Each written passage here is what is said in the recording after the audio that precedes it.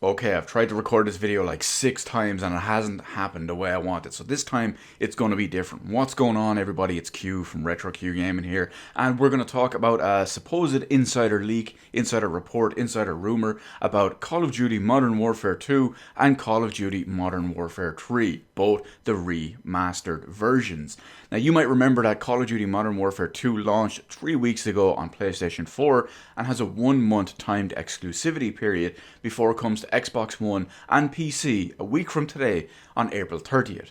And of course, once many people heard of this timed exclusive Sony period, many people just assumed that Sony were throwing their money around buying all this as well, like they've been doing recently now that they have money again. Between games, game modes, DLC, whatever it is, Sony have been doing it fairly prolifically, if you will, for the last maybe couple of years because they can, and, well, frankly, because they're winning. Most notably, I'm currently a little bit salty and embroiled with the whole situation involving a Final Fantasy VII remake, where Sony paid for a 1 year timed exclusivity deal on that game. So now I am forced to play this almost masterpiece remake with horrible texture issues because of the hardware, instead of playing it in the proper PC version. Now I have to play something that's kind of gimped by about 15 years of severe texture deficiencies and loading problems. But yeah, you see my point. So this isn't anything new. Microsoft have done it for games and DLC. Sony have done it for games and DLC. Nintendo have done it for games. So no one company is at any more fault than the other, if you will.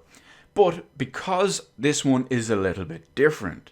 So if this rumor or report or whatever turns out to be true and accurate, it turns out that Sony have stepped in and paid for 100% of the development costs of Modern Warfare 2 Remastered and Modern Warfare 3 Remastered.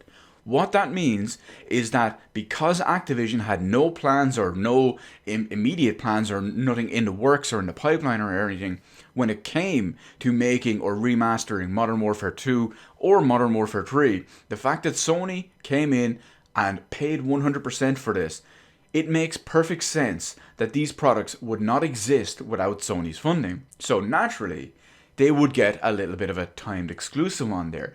Now, typically in situations like this, companies might want a permanent exclusive or whatever, but Activision can't be bullied around. They're pretty much one of the biggest games and, well, it's pretty much the biggest yearly franchise out there, so they have a bit of fight, if you will. So it completely makes sense that if Sony did fund 100% of the development and remastering of both of these games, that they would get a timed exclusive deal on them, even if it's only as short as 1 month.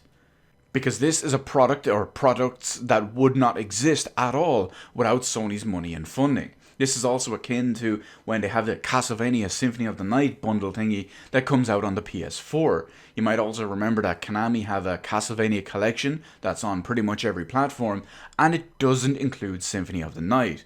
You might wonder why that is and why there's a PS4 exclusive collection on there. Well, Sony paid 100% of that development cost because Konami had no plans to make that collection, no plans to do anything or re-release it like that, and Sony just came out of nowhere, licensed them to do it, paid 100% of the cost, and even gave them the PSP emulator that's used on that version that is ported over and upscaled onto the PS4.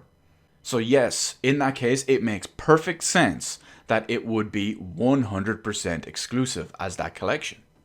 Now, of course, paying for timed exclusivity is a scummy practice as it is, so many people out there, once they heard about these timed exclusive deals and all, were naturally pretty up in arms about it because, well, it's a pretty shady business practice, no matter who does it or if it's for DLC or games or whatever.